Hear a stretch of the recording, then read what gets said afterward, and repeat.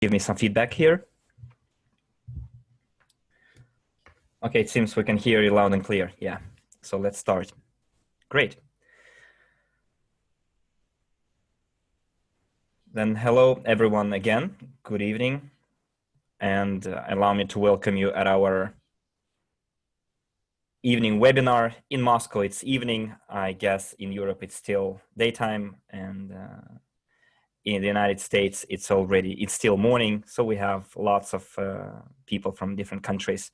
So Spain is here as well. My hi to you guys. And today we're gonna talk about our blockchain, about CRYPTOUNIT blockchain, what we do, what we've already done, and what we're going to do in the nearest 3-4 months. We're gonna talk about the near future, and I would like to ask you to put on one more slide. My name is Antonenko Maria, by the way. I've been working in the area of finance for more than 20 years, and with this company, with Skyway Invest Group, with the Academy of a Private Investor, I met this company 1.5 years ago. And thanks to the fact that I had knowledge on blockchain, I took training in the International State Institute of International Relations in Moscow on the legal aspects of regulation of cryptocurrencies. And also I had experience working with cryptocurrencies. Andrei Havratov offered me the position of the head of the blockchain implementation department in our company. And as you know, we ran a tender. We had more than 6 teams submitting their bids, international teams, quite renowned teams. You might have heard such a company as Bitfury or Pixelplex. Very good, renowned companies, but the cost of their services was quite steep, quite high. And thanks to that tender, we managed to find a quality contractor, like a optimum cost efficiency ratio. And now let's go to the next slide. Yes, that's what we're doing. We're picking at our future. We know when we would like to know when we will be able to freely exchange our units, how much it's gonna cost, crypto units. And next is the team of our programmers. This is not the entire team that's working for us.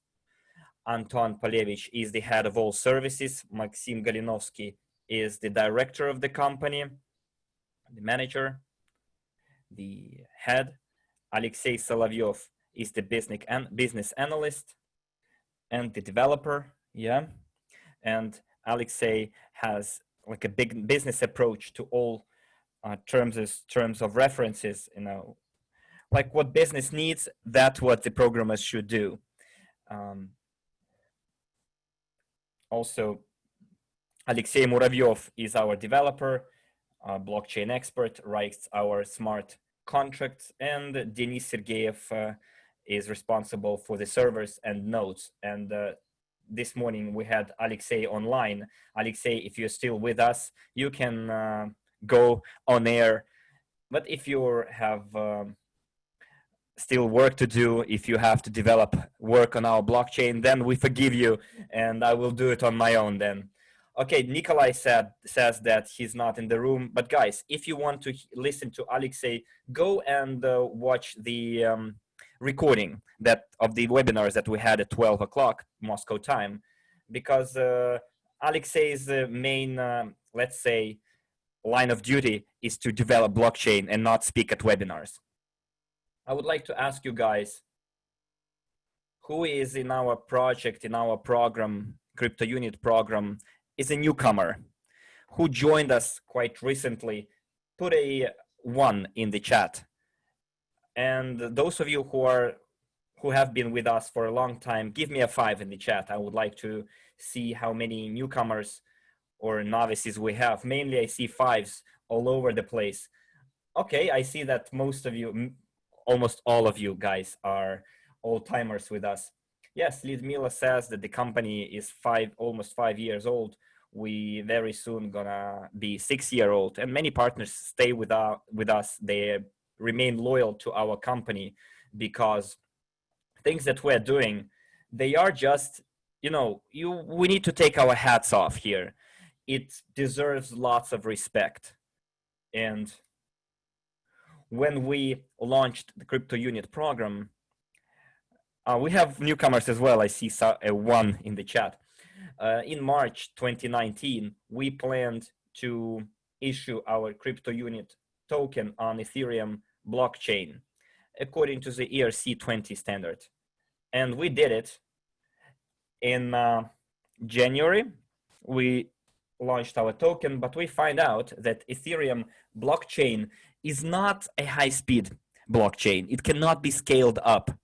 The developers of Ethereum blockchain for several years now have been trying to move to the proof of stake protocol to speed up the transactions, but their opinions split whether to stay with the proof of work or go to the proof of stake, and everyone is waiting for the scaling of Ethereum blockchain, but for several years now they cannot do it. They cannot scale up. Whereas we went for EOS blockchain, but we just took their program code, EO. Do not misunderstand and think that it's a fork of EOS blockchain. No. In August 2017, they had a Bitcoin fork called Bitcoin Cash. If we go to the blockchain explorer and see Bitcoin Cash, we see the entire history of Bitcoin since 2009 to 2017, and only starting from the 1st of August and 2017, there was a new chain of blocks called Bitcoin Cash. That's what fork is.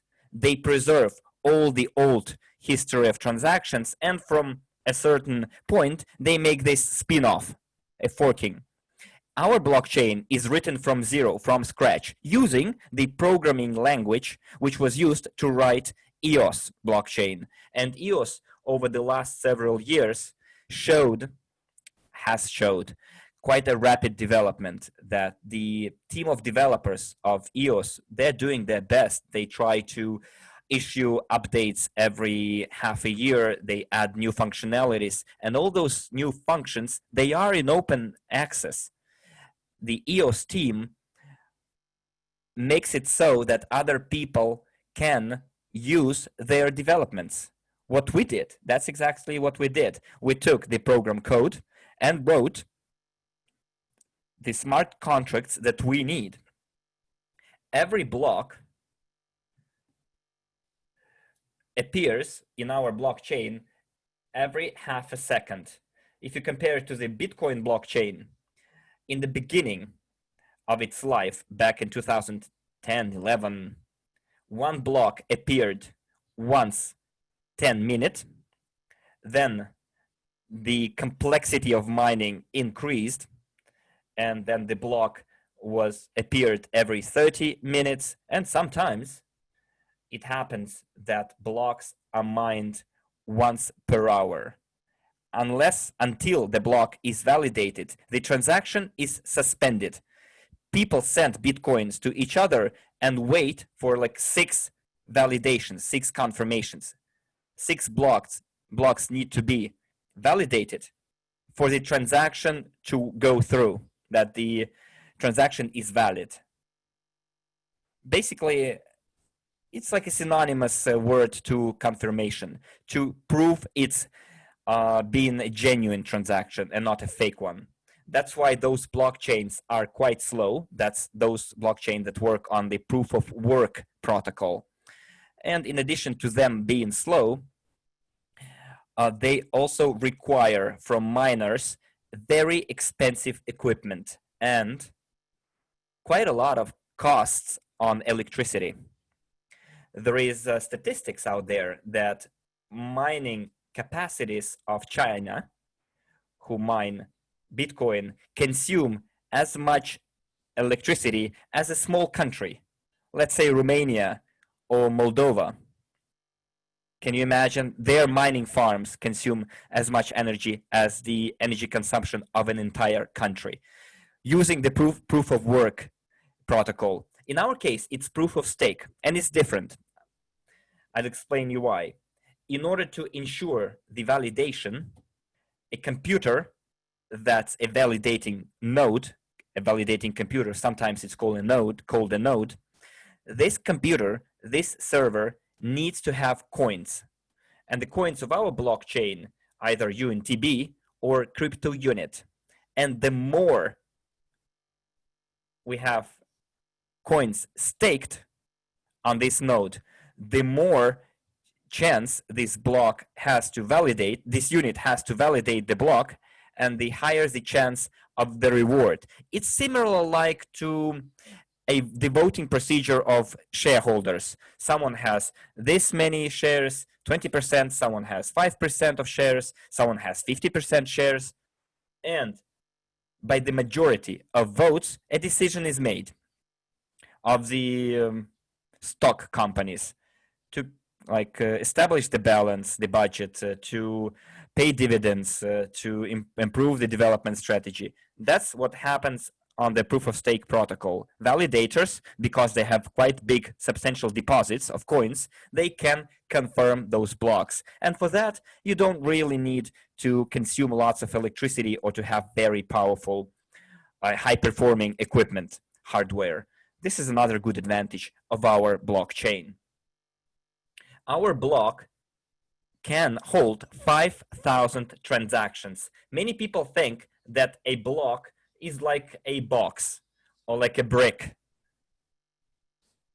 But truth be told, a block is a file which contains information about the transaction in the form of lines. So imagine 5,000 lines. What it could look like, it's like a document.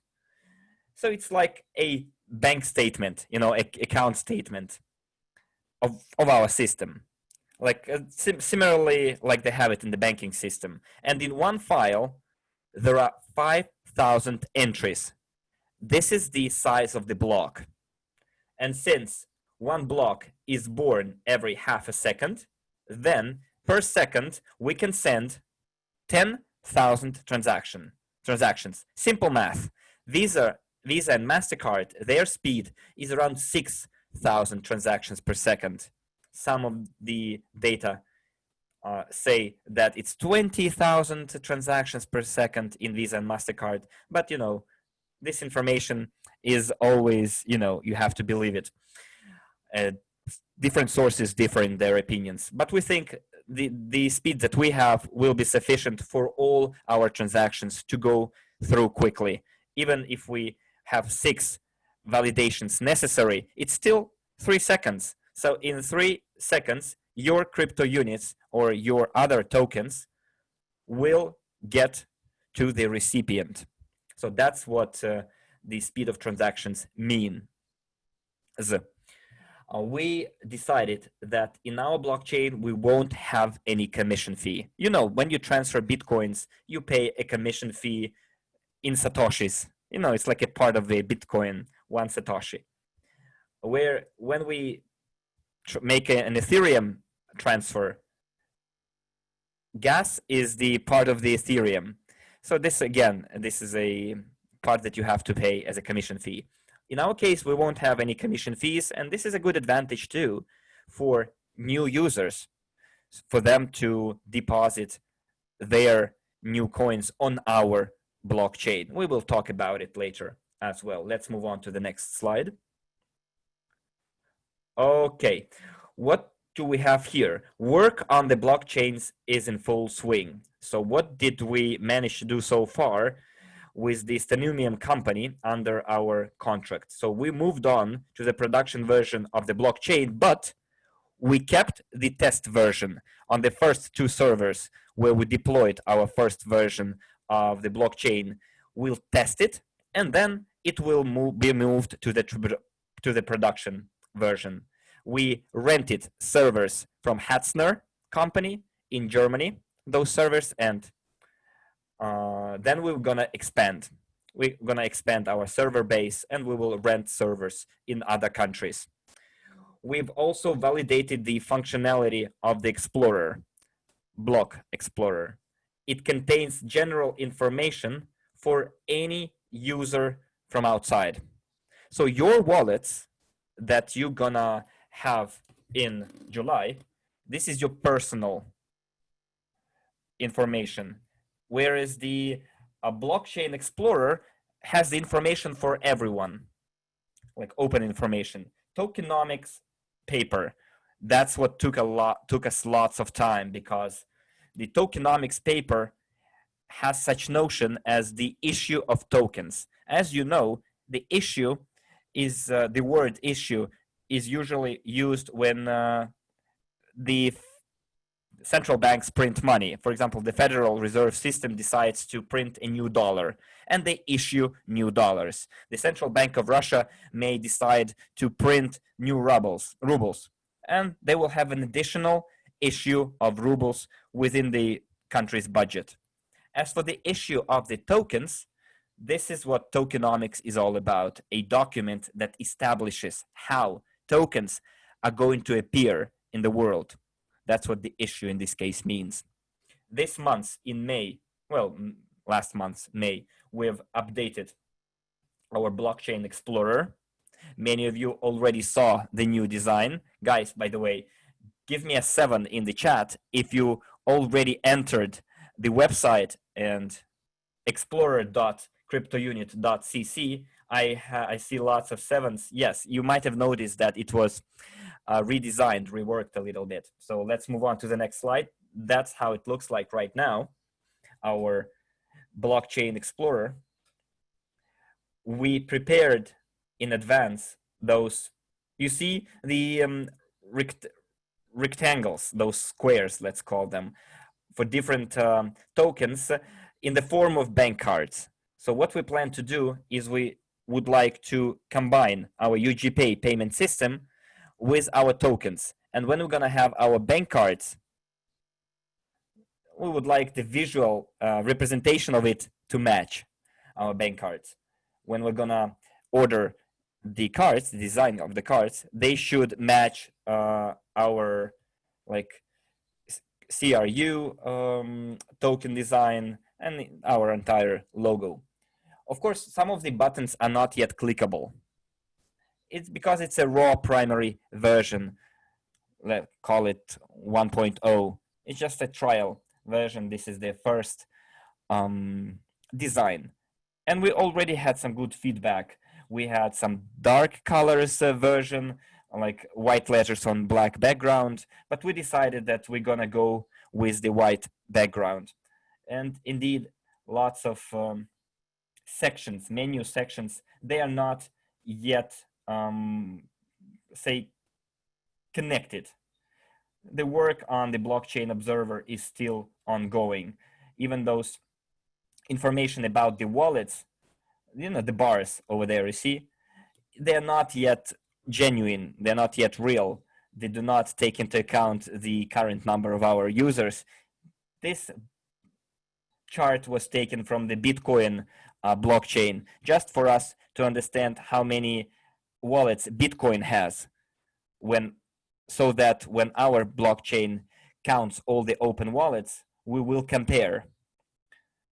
We gonna use that screenshot in our presentations to show people, look, Bitcoin has this way, and we have this many wallets. You know, according to the statistics, around 3 million wallets are opened in Bitcoin, live wallets, I mean.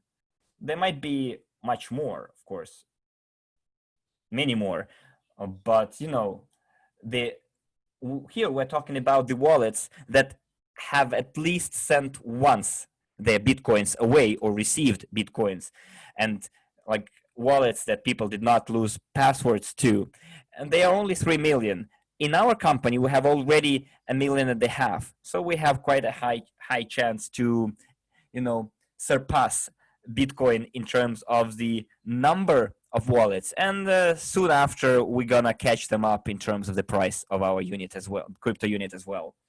Let's move on. So guys, on the next slide, you can see the prototype of the menu in the accounts. You can see how you placed your crypto units on staking, for example, and now in your back offices, you can see already a link that will take you to the blockchain.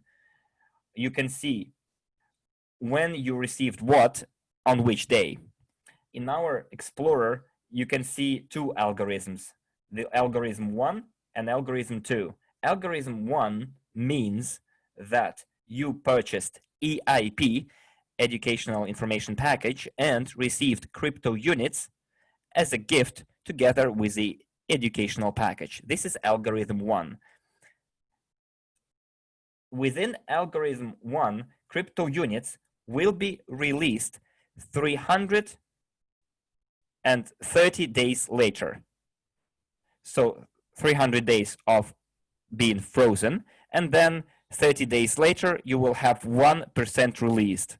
Then one more, then 1.5, etc., etc. While the algorithm 2 applies to a situation when you received crypto units as a marketing bonus, or bonus within the marketing plan, or for example, because you went to India. Remember, in late 2019, the company gave away gifts for purchasing a ticket to India, for example, and this will be released in like 540 days, and you will see that,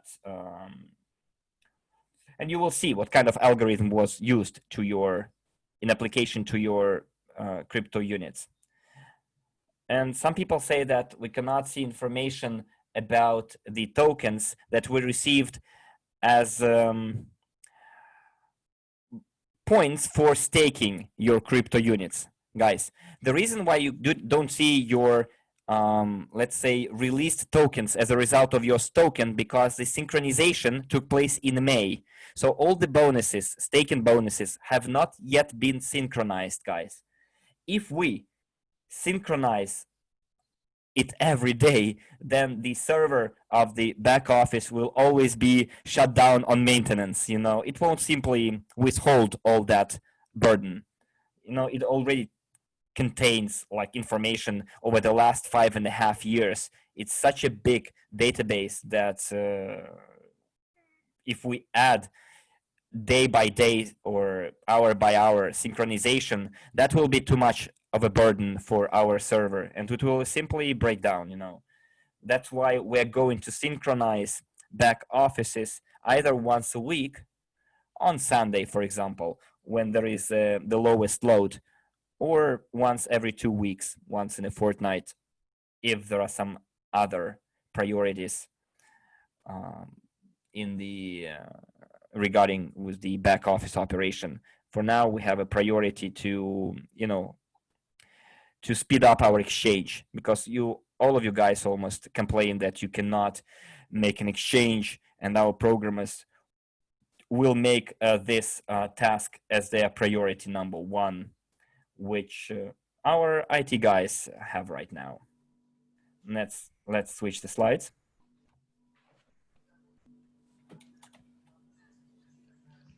Yes, our blockchain tokens. Crypto unit, you know, this is our digital share security token, utility token, which is called UNTB, unit token of blockchain, and USDU, crypto unit stable coin. For utility token, many of you ask, why do we need it? Why can't we retain only CRU, and that is, why do we need additional tokens? Because this is our own blockchain, we need technical token. In case we issue our crypto unit based on Ethereum, then as a technical token, we will use this gas particle of Ethereum.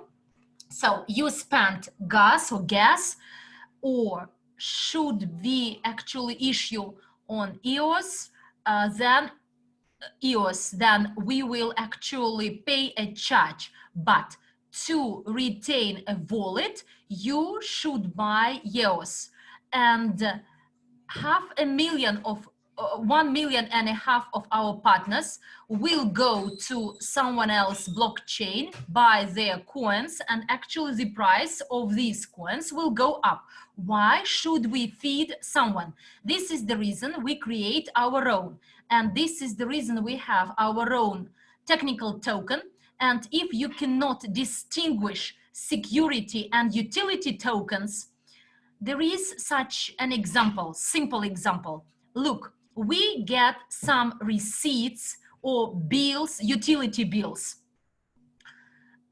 This is a bill for paying for some services such as heating, power supply, hot water supply, and this is a utility. So the main purpose of the utility is to ensure and maintain operation of our token. And therefore, to open a wallet, you need the minimum balance, at least 10 UNTB tokens and 1 cent. The initial price will be 1 cent, and out of this amount, actually, we will accumulate the profits of miners for them to pay for the rental of servers. So this is actually the tokenomics, the structure, who pays for what, and where there are some commissions or charges. And the stable coin USDU, that equals to 1 USD, it is on our blockchain. To distinguish it from our unit we have in our back office. Unit in your back office as 1 USD, it will be retained as your habitual unit, because there are some other products such as educational products, the game Genius of Finance, digital doubles. They are those products to be bought with units. Whereas USDU, this is our 1 US dollar. And let's move on. Apart from the technical token UNTB, it has some other areas of uses. It's much more extended than CryptoUnit. So UNTB is a technical token, and we actually invested into different projects. And CryptoUnit so actually generates some profits. As soon as all these factories are functional, the movie is on our screens, we will gain some profits, and the dividends will be paid out based on these profits. Whereas the UNTB token has one more function. It is used as a reward for staking. You stake your CRU and you receive UNTB as a reward. So it is used as an exchange token. So all the exchanges actually make money on the charges, trading charges. To say you exchange currency into Bitcoin and you can pay your charge or commission in Bitcoin or UNTB tokens. And in case you pay with UNTB token, then your charge, your commission for this transaction will be 50% cheaper. This is the procedure of the Binance, of Axman, and other exchanges which may actually apply their tokens, exchange tokens. And these exchange activities actually increase the price of our blockchain token. We are also developing and plan to create the game zone. Not only the game Genius of Finance will be online, but there will be many other games. We plan to set up an US IT company and raise it to the level of the Silicon Valley to make sure that the best game developers are working for us. And inside these games, our token, UNTB token, will be used to make payments for, if you know this game, World of Tanks, a well-known game, and it has its internal money, and to buy some ammunition you are actually to spend some live fiat rubles, then exchange them into the game money and to buy this ammunition. And in a similar way, we will use our UNTB token for the people that are fond of gaming. They will use this token, and this is why they will actually accelerate or elevate the price of the token. It could be blockchain token. So based on our blockchain, anyone can issue their coins or their security tokens, but for this purpose, they are to buy UNTB token first, to be actually kept frozen as a collateral, as a security, and only then, when they are kept at our exchange, they could issue their coins. So the less number of UNTB tokens we have circulated in the exchange, the higher its price will be. And in addition, it will be used as a reward token in data mining. There will be some promotions to say best miner with the most friends mined will get some UNTB token based reward. But this is our plan for the next few months. Next slide, please. English chat.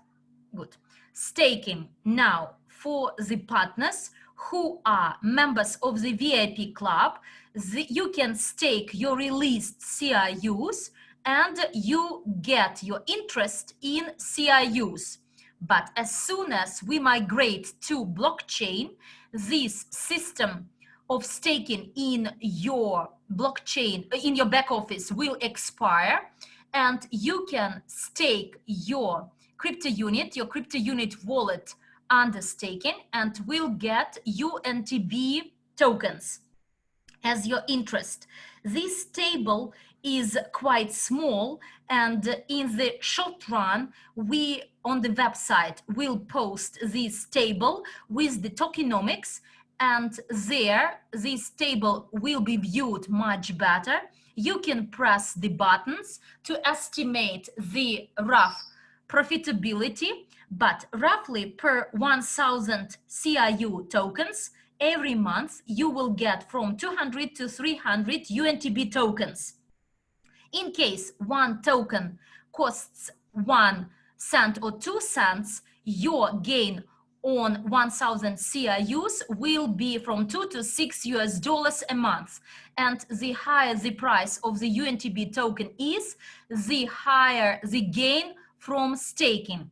In our back office, staking, CRU staking could be affected for 1, 2, 3, 6 months, but on blockchain, you can stake for any period, 1 week, 2 weeks, and actually the withdrawal from staking will take 72 hours. It is done deliberately to prevent some massive buyout of crypto units or sales of crypto units because of some negative news at the exchange. In case the news is released, so 3 days after, actually a person may come down and he will realize that this is the fake news, and I will continue staking and will gain some dividends.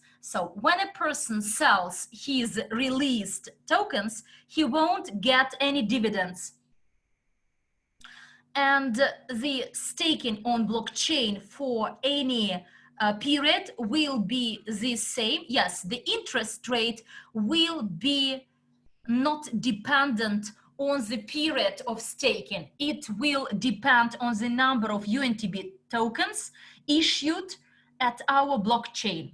Now, crypto unit, and in your back office, this accrual of interest is done manually by our founders. Founders made the decision to give these gifts to you, but on blockchain, actually, it's not possible.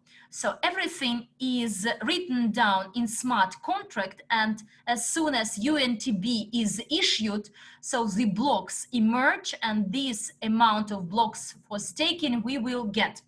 But should you review other blockchains with staking, the efficiency of EOS staking is from 4 to 10% per annum, 10% annual gain if you stake and get it back in staking. And Tron coins, actually, the gain is from 7 to 10%. In our first year of vitality of our blockchain, the efficiency which be much higher than Tron, Years, and other coins, but the number of tokens will gradually reduce, whereas the price will go up. And therefore, we believe that the passive income from staking will be cost efficient throughout the overall longevity of our blockchain. Actually, this was the initial idea, that the UNTB token will be always in deficit and its price will go up. Next slide, please. Look, this slide indicates what will impact the value of the UNTB token. Again, you can read it in detail in tokenomics, but as soon as you see an arrow going up, these are any products generated on blockchain. They impact the value of the UNTB token, and the arrow down, actually, it affects the reduction in the price. So only two actual factors or drivers that may reduce the value. Two reasons, actually: massive sale out, or everyone leaves and closes their wallets and nothing happens. But it's quite unlikely, because there will be always those willing to play our game or to buy some products, and with a few numbers to leave out. And we will actually implement international events quite soon. This lockdown will be lifted. We will hold conferences globally and showcase the value of our blockchain and the value of issue of our own coins, and this way develop our structure. What to expect 10 years after, when issuance of UNTB is over? I believe this question is asked by the owners of Bitcoin, because Bitcoin has only 21 million for issuance. And what will happen when the last Bitcoin is mined and 21 million Bitcoin is circulated? Nothing else. Miners won't mine anymore, although I believe they will continue validating token, but quite probably free of charge. They will make money on the commission in the network of in Bitcoin. Miners will remain, they will make money on charges, but there are those saying that Bitcoin will cost by that time 100,000 or 1 million. And in 10 years, our issuance of token will be over, but by that time, actually, there will be a lot of different products. Some of them will be with charge or with no charge, and the price of the token actually will go up. Maybe by that time it will cost up to 10,000, and it will be actually beneficial to stake it. Next slide, please. English room, change the slide, please. So this is an extract from the summary webinar when Andrei Havratov shared his plan to increase the number of users by 10 million. and it will affect the price of the crypto unit and UNTB token. The more users we have, the higher load we have in our network, the larger number of users will open their wallets. And because there is no commission, because we know in case we want to accelerate the transfer of Bitcoin, we actually pay an increased commission. But here there will be no commission involved. How can you accelerate or speed up your transaction? Only by increasing the minimum limit for UNTB tokens in your wallet. Imagine that our UNTB token will be used by some restaurant chain or some retailers with a lot of transactions. An individual actually doesn't need high speed. He doesn't need to elevate the limit in his wallet, whereas a businessman and entrepreneur needs this. He may actually place 1,000 UNTB tokens to speed up his transactions. And the more users we have, the higher the value of both crypto unit and UNTB token. Let's move on with our slide. I read a good question. What will happen to staking, CRU staking, when UNTB is over? Quite probably, we will have a poll, or we'll issue additional UNTB tokens, or we'll retain only those owners who actually managed to purchase CRU and stake them, meaning that the closed club will close its doors 10 years after. And our joint goal is within the next 10 years to make maximum number of people aware of this. Alexei actually joined us. In case in the end you have any technical questions, he will answer them. Next slide. I am reading the questions from the Russian room. In case in the foreign language rooms we have some questions, please refer them to the Russian chat. Dear friends, please write down your questions in our English-speaking chat, and we will export them to the table with your questions. Look, to achieve all our goals, the legal model has been developed, and our lawyers so far submitted the relevant documents. The Crypto Unit Inc., this is the company established at the British Virgin Islands. The lawyers submitted the relevant documents for the registration with the Securities Committee in the USA on the 3rd of June. And UGPay, this is our payment system. It will have a license, but please don't confuse it with the banking license, because a banking license provides for the provision of some loans and mortgages, but UGPay will act as an issuer of securities. So Crypto Unit will issue shares, whereas UGPay could act as an operator of these shares, and not only Crypto Unit, but any other shares, including Coca-Cola, Google. The company with a financial license can do investments and make the relevant payment services. UGPay will service the Crypto Unit, will do this job for Crypto Unit Incorporation.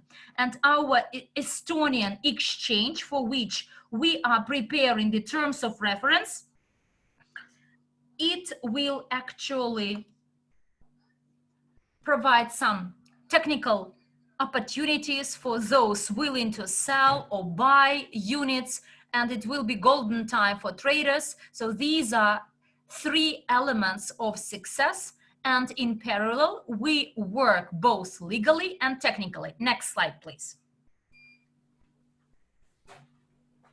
Okay, for me personally, the technical terms of reference for an exchange is quite Chinese, you know, Greek to me. And when guys show me how the architecture is going to look like, the terms of reference for an exchange, I realize how difficult and the complex process it is. And in part, on the next slide, you will see I took a screenshot from their presentation. Could you please show us the next slide, guys? Yeah, it's a snapshot of the architecture of what needs to be done. It's like Kubernetes. It's renting of servers to ensure sustainable trade. And if now you're asking us why the exchange is so slow, I can tell you that just looking at this kind of architecture, the documents, you realize that one server will not simply be able to cope with thousands of people entering the website in 1 second and wanting to do something with that website. The site will take it as a DDoS attack and will simply block the access to it. And for a multitude of users to be able to carry out their transactions on the exchange, that's why a virtual server is created. Several servers are rented for the blockchain, and it's very good that we have already rented servers for our blockchain. We just add to our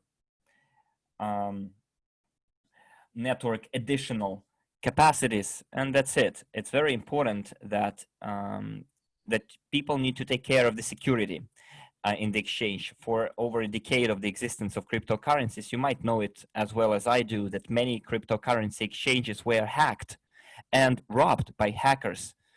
Both the Japanese exchanges and the American exchanges, and even Korean exchanges, hackers are on the hunt. They are on the hunt for your wallets, for cryptocurrency wallets that are attached to the exchange. And it is very important to create a secure payment system so that when the cryptocurrency is in a currency pair, it's a hot wallet. This is the most vulnerable time and spot. All major reserves of the exchange that are not being traded, they are in cold wallets. And in order not to slow down the process, this is quite a complex technical process. And that's why our timeline for the exchange is not sooner than September. In June, we approve the terms of reference. In July, our IT guys will create the functionality. And in September, we will start testing our exchange. And at the same time, we're going to receive the license and the legal documents and permissions for the exchange staff. Let's move on to the next slide.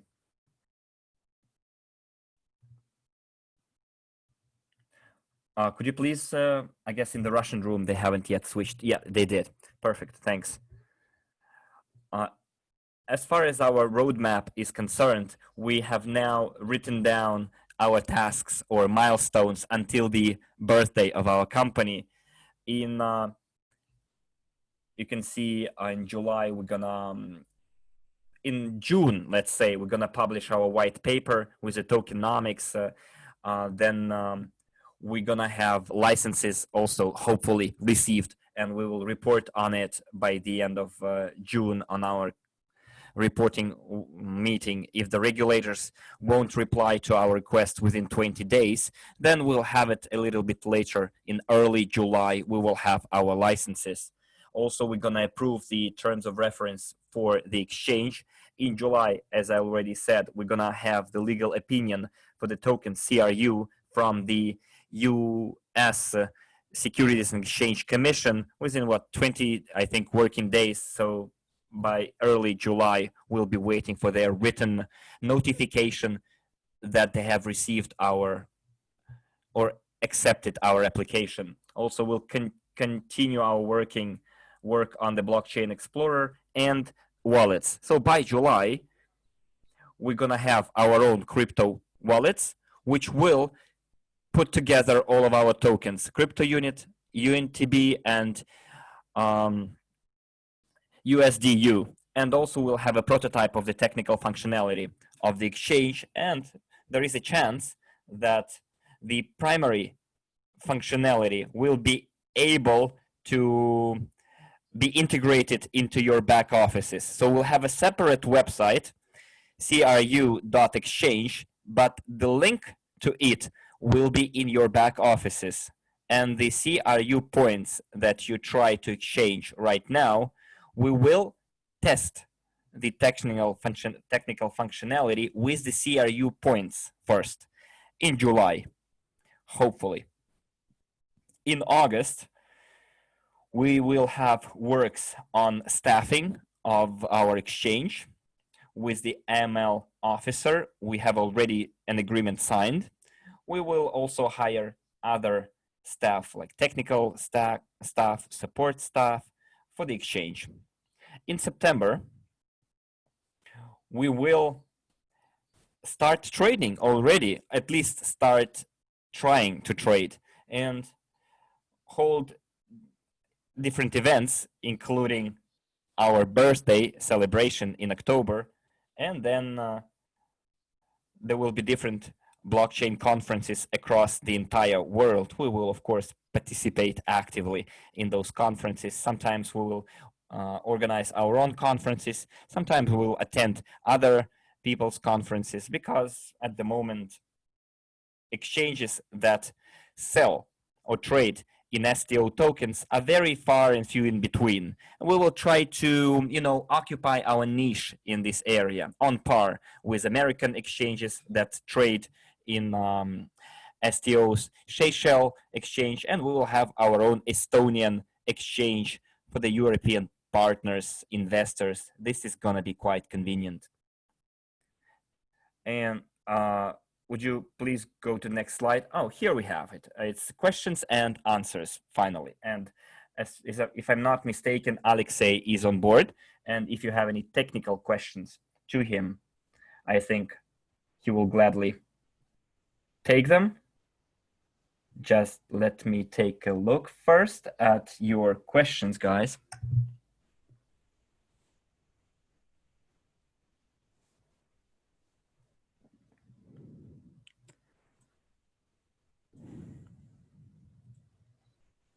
Okay, I'm reading the questions here. Okay, there is a question for Alexei. In Wikipedia, it says that EOS blockchain will be stored in cloud. So does it mean it's centralized? If it's centralized, it can be corrected, edited from inside. If it's not so, please explain. This is for Alexei. Are you here? Yes, I'm here. Yeah. Can you hear me? We can, loud and clear. Okay, it's a quite complex philosophical question. There are different debates going around this issue. The founders of one blockchain project say one thing, the founders of other blockchains say another thing, but it's very difficult to explain to a non-technical person here. Just reading in Wikipedia is not really sufficient for it. It's you can hold a webinar or entire conference dedicated solely to this question with lots of experts and really smart people involved. But as for, let's say, the advantages of the EOS blockchain that we use as a core for our system, for our crypto unit, is that it periodically, well, recently, has been the leader in various ratings of different blockchain systems. So there are, of course, certain experts that they use their own formulas or whatever, their own assessment criteria, but quite reputable rating agencies find EOS and EOS engine the most technological solution. That's why we went for EOS. Thank you, Alexei. I also read the opinion about the centralization of EOS, but if you go to the blockchain explorer of EOS, you can see that they have 21 validating nodes, but there are many other validating nodes which are not part of the EOS community itself, which means that the blockchain is decentralized. You have, even if the 21 validating nodes will try to think of some gray schemes, the independent nodes, their entries will not match the edited entries in the 21 validating nodes. And for example, if you have a 50% share plus one, you won't really do anything to harm yourself. As Alexei put it, it's really a philosophical issue. Why would anyone change anything if you are the owner of the node and you make money from it? Okay, the question is about BNB. Guys, BNB, it's a Binance code. The Binance exchange, their token is called BNB. That's why on the slide we have this example. So our UNTB token, exchange token, is very similar in its functionality to the BNB coin. So if you don't know what BNB, it's the name of the token of the Binance exchange. Someone asks, aren't we going to receive CRU and CRU for staking? Guys, when we move on to the blockchain, the staking that you have in your back offices will stop, will be suspended. All the accruals will be made. We will announce it beforehand. And you will receive your income in CRU tokens, and then you will be able to receive UNTB as your reward for staking. And someone asked, what's gonna happen when the issue of UNTB is over by 2030? He's watching our webinar. He says in 10 years time, the sale of CRU tokens will be over as well. People will be receiving their dividends in fiat dollars, or maybe we won't need to do anything with CRU staking because it's going to be a digital share yielding dividends.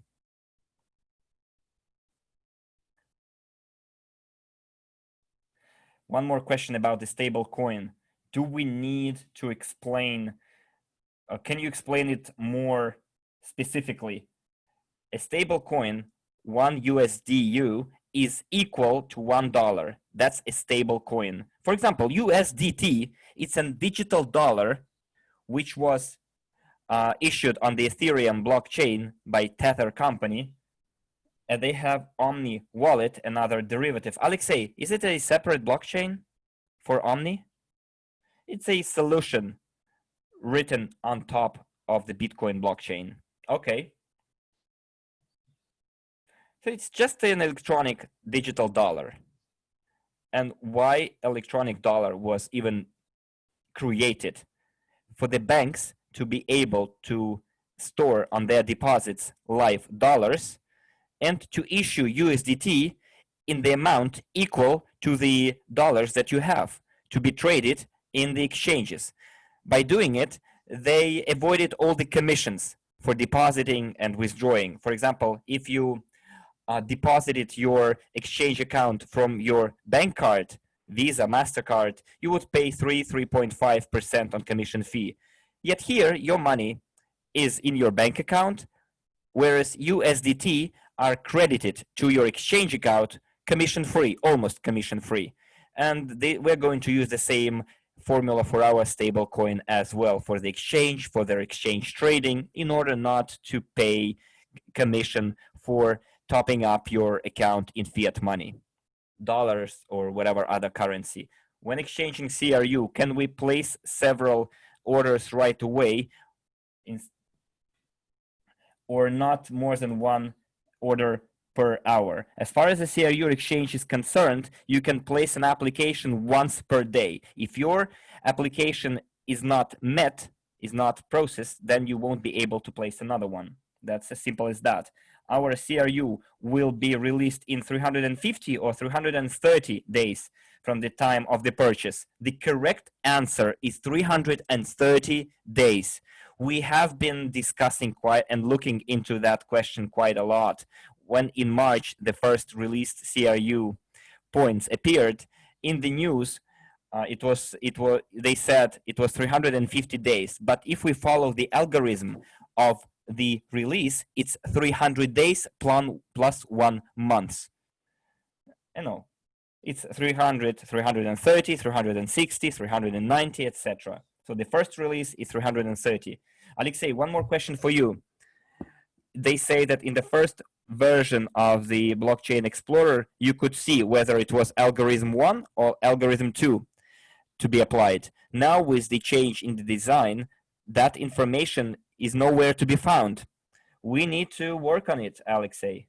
Well, as Maria said, we are now working on the Blockchain Explorer, and it's very great that you made this comment. We will address it right away and do the necessary amendments.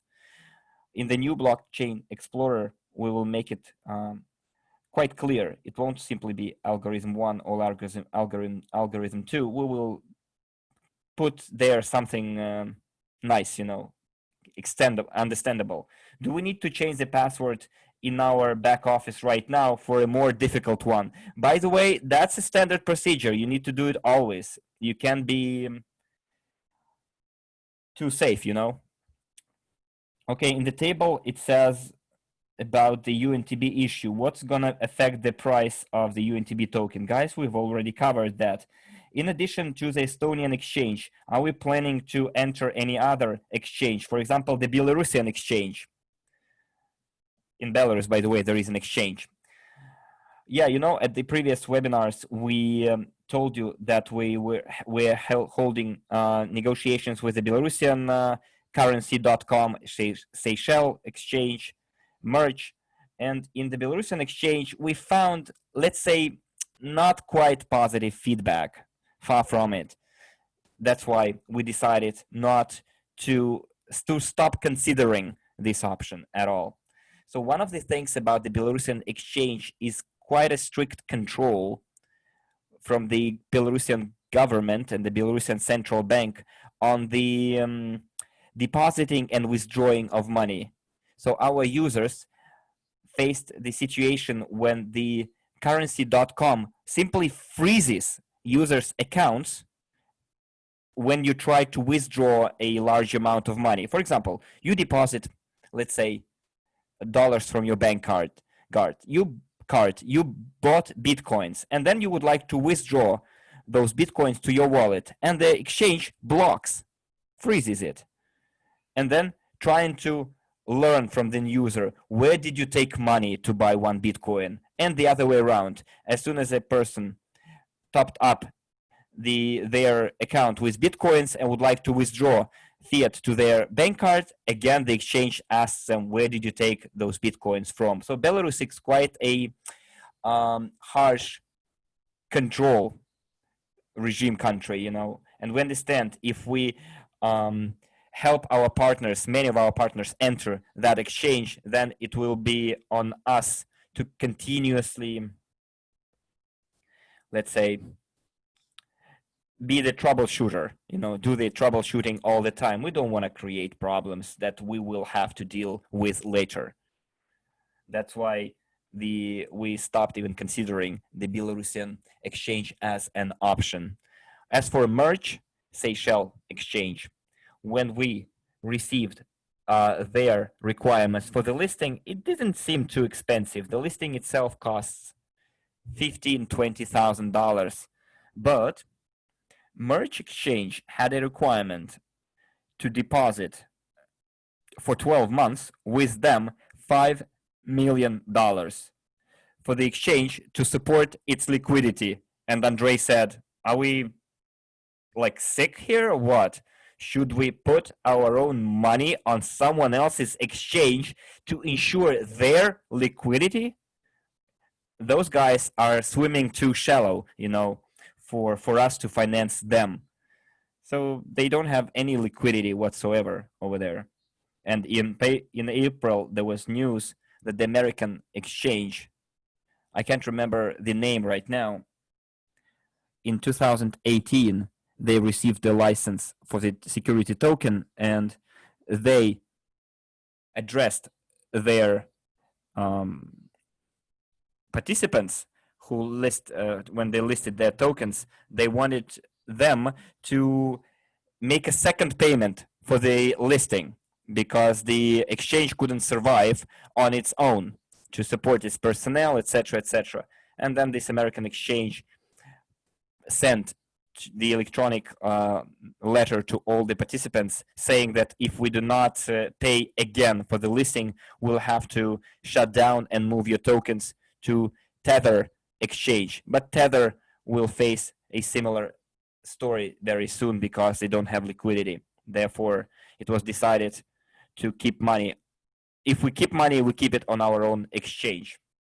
Are we making a recording of this webinar? Yes, I can see we have a direct broadcast on our official new channel.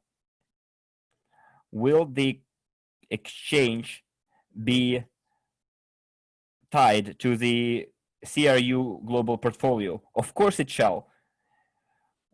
So there is a question about the non-verified back offices. Non-verified users won't be able to move on to the blockchain. Security tokens are digital shares, securities, and exchange will have wallets. It will be a unit Estonian company. They are like ledger holder, and you cannot, of the shareholders, and you cannot have your accounts non-verified. So a share will have to bear a name, the name of its owner. It cannot be a nameless share. So if you still have back offices that are not verified, you still have 3 months to go through the KYC. Please take care of that issue, okay?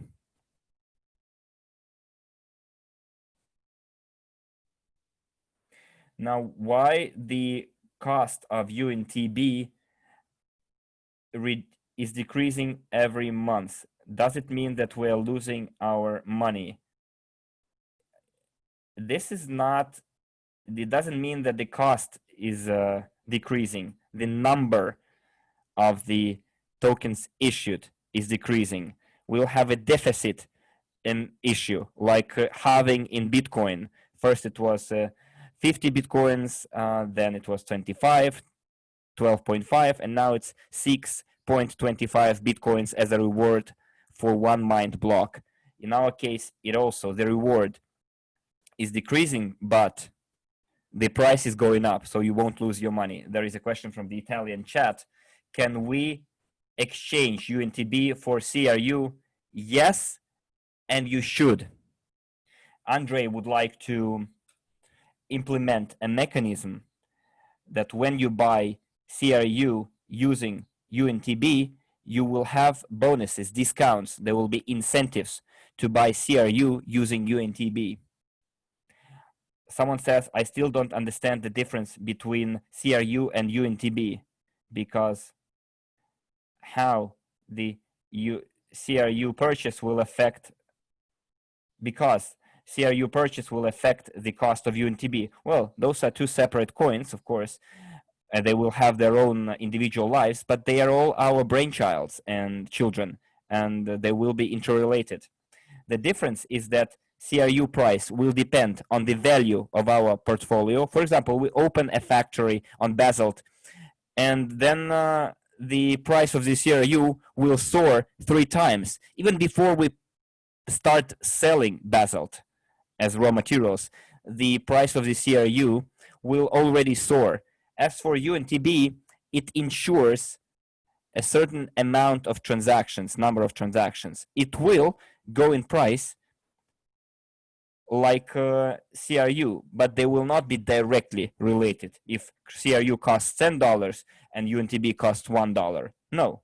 It will be somewhere close, but there will not be direct correlation. It's market instruments. We will be able to mine coins. You will receive coins as a reward for staking. Am I correct, Alexei, here? We do not mine, we stake, right? Well, you can call it mining as well, but not like mining itself. You won't have to, set up nodes, etc. Just press a button.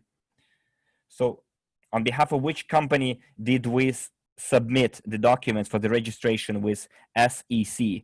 On behalf of CryptoUnit.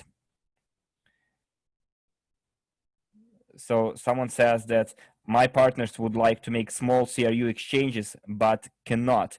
Tell us why exchange works so badly, how to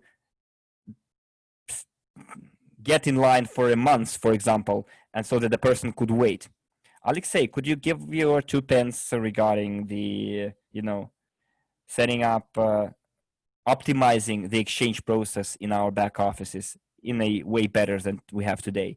Well, the management did give us such assignment, and we are working on it, and we will try within the near future to come up with a solution which would be satisfying for everyone. Thank you. Maria, you said that if we sell CRU, we won't be receiving dividends. Could you please clarify once again? Well, quite a strange question. Imagine you have shares of Gazprom or Sberbank or Apple or Amazon. I know that Sberbank, as Gazprom, pays dividends in July, somewhere on the 12th of July. And imagine that today you sold your Sberbank shares, although you were holding them for a year, and the dividends are paid on the 12th. Will they pay you? No. Even if you held the stock for an entire year, if you sell that stock before the 12th of July, you won't receive dividends. And the same is with CryptoUnit. As soon as you sell your... Oh, we lost her for a moment here. Okay. If you held CryptoUnits for 29 days and the dividends are to be paid on the 30th day, you won't receive dividends because you sold it on the 29th day. Alexei, I have a question for you. Login and password, are they related to our blockchain account? No. When we will have blockchain and migration to blockchain, and you have your own wallets, then in the back office, you will have a button, you can press it, and you will receive a password to your blockchain account. You can keep it, you can put it down, and it will be your access key to your crypto wallet. Thank you. Estonian exchange, is it our exchange platform, correct? Well, we are developing the legal and technical functionality, but we're going to observe all the trading rules. On the exchange, we won't be able to regulate the cost of our token as we do in our back offices. It's going to be a regular trading platform which will follow all the rules so that the AML offices that we're going to hire, and they are independent employees that have their own function. They represent the regulator who will issue the license to us. So they're called it's like banking officers. They're like financial monitoring officers. They will monitor the trading activities, exchange activities.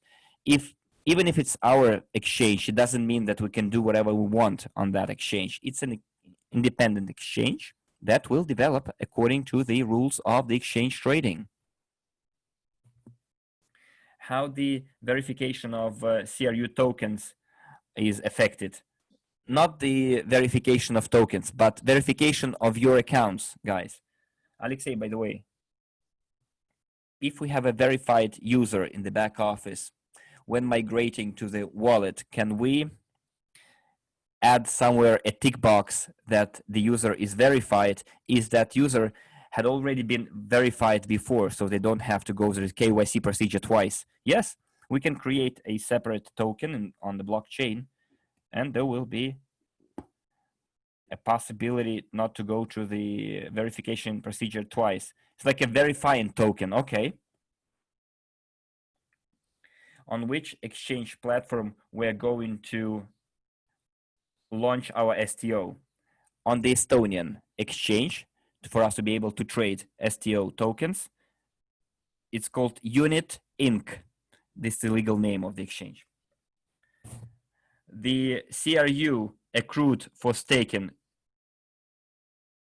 are only, okay, rephrase that. Only released CRU points can be put on staking. Alexei, one more question to you. The login and the password to the wallet can be changed later? Well, on blockchain, it's called differently. In blockchain, it's account name, which is your wallet number. So when you're gonna transfer your CRU, you will give the name of the account. You can't change the name of the account. It's given only once. The password is in the blockchain, it's called key to your account. And the key you can change. We will give you the key and we will recommend that you change the key after you receive it. So there will be instructions how to change the key, correct? Yes. And the wallet interface will be quite clear, user-friendly. Okay, thanks.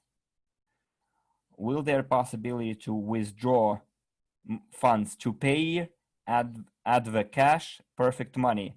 More no than yes, guys, because perfect money is a payment system of Panama state, which is not governed by the requirements, international requirements against money laundering. And if our exchange has such payment system as perfect money, this exchange will be put under suspicion by the regulator that the exchange will be used to launder money obtained criminally. Therefore, it's for sure we're not going to add perfect money.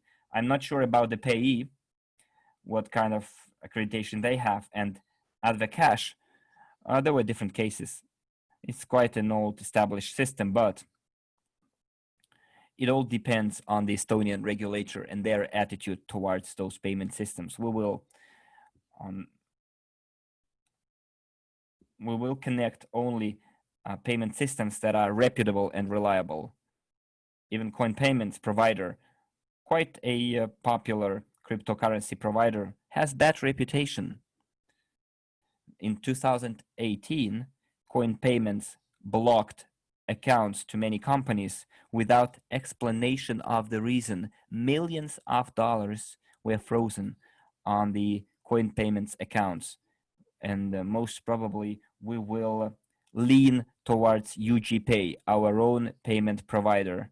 You will have UGPay bank cards and no perfect money or add cash will be needed. Where there will be, what is the expected timeline for the CRU listing after we launch the STO on the external exchange? Well, you know, at first we need to sell 70 billion CRU tokens. 10 billion will stay with the company as the reserve fund, like stabilization fund we call it. 30 billion has already been handed out. So 40 billion CRU tokens to be sold within the next 10 years. This is our listing timeline, guys. So what's gonna happen with the non-verified back offices? Most probably we will not connect those back offices and we will not give the key to those people. Or you can get the key, but without the KYC procedure, you won't be able to send or receive crypto units. Alexei, what say you? Unless you go through the verification with your wallets, you won't be able to send your tokens, right? Yeah, correct. Is the blockchain gonna be public or private? Any blockchain should be public, otherwise it's not blockchain. Well, for now, blockchain works on the notes of the company itself. By the time of the release, we will prepare the instructions, and any person who has some technical knowledge will be able to set up their own node and be one of the validators and receive reward for that. Okay, then it's going to be public.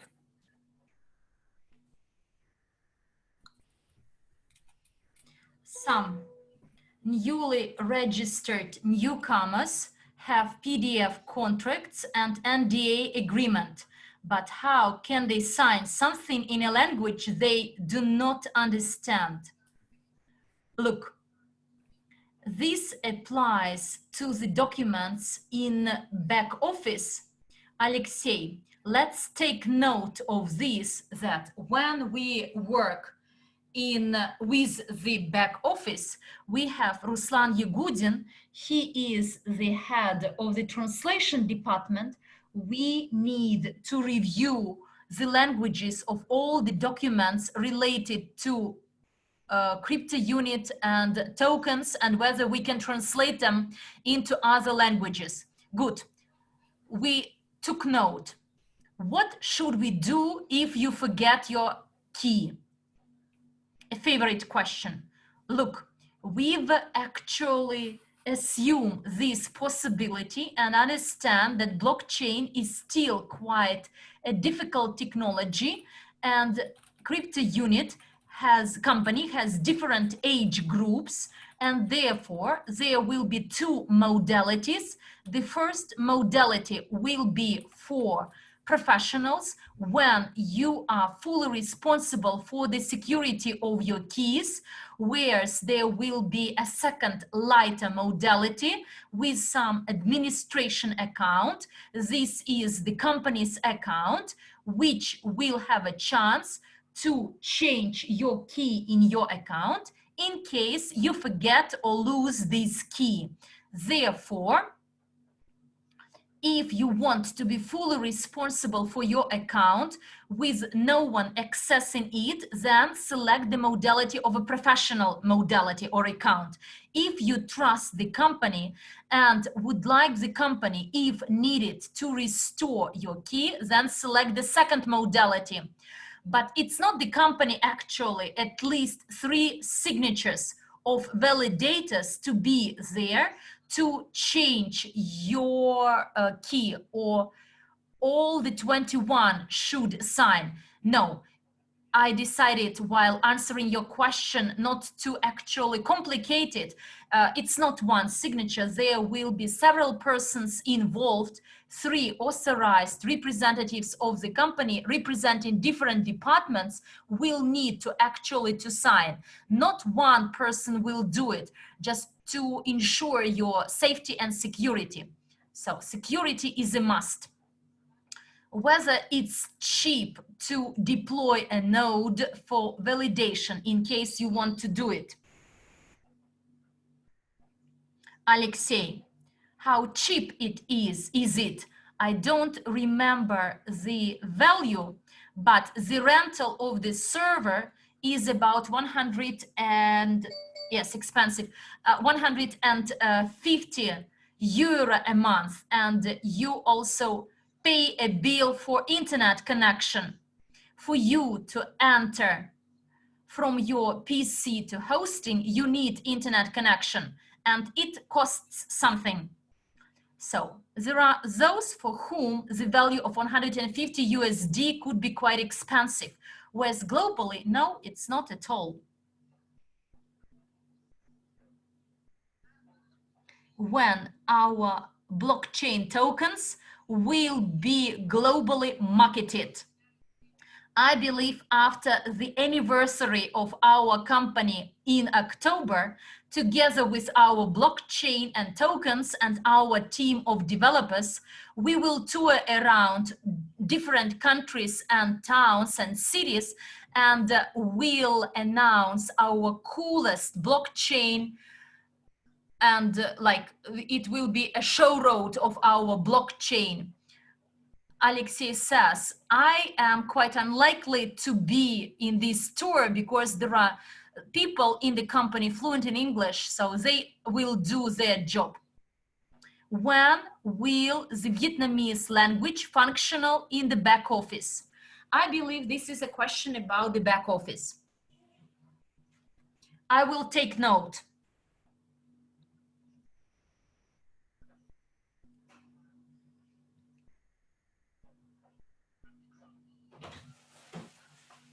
$500 per transaction. I didn't understand this rule. Will elevate this bar. There is a rule on the withdrawal of funding, not higher than $500 per transaction. You'd better refer this question to our IT department. We don't know the reasons of this limit.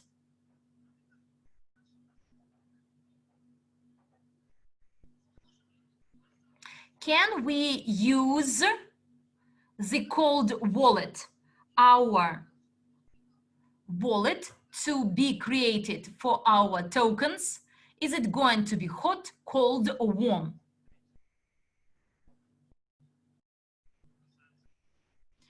Look, as regards the wallets, there are several options. The first wallet to be implemented, it is web wallet in your browser, but the safer option is the desktop wallet when you have a special software installed in your computer, but it's not run through your browser. And the most secure and super advanced version is when you have your key in USD stick. Actually, it's not most advanced. I know some people with a lot of Bitcoins, they buy a standalone computer and they deploy a node for Bitcoin, not to transfer it. It's the most secure and safest option, actually. But in this case, I believe that the web wallet which we are creating, it belongs to the company. It is administrated by the company. If you trust the company, you can use this wallet and don't worry about its safety and security. Look, we had an idea like mini boxes and the USD memory stick, like a version of the cold wallet. We discussed this option in Moscow. Maybe we'd come back to consider it. There are different actually ideas, and we are preparing a roadmap, and quite soon, it will be next month, it will be presented by Maria, a roadmap about the blockchain ecosystem development. Actually, we can include this idea to this roadmap.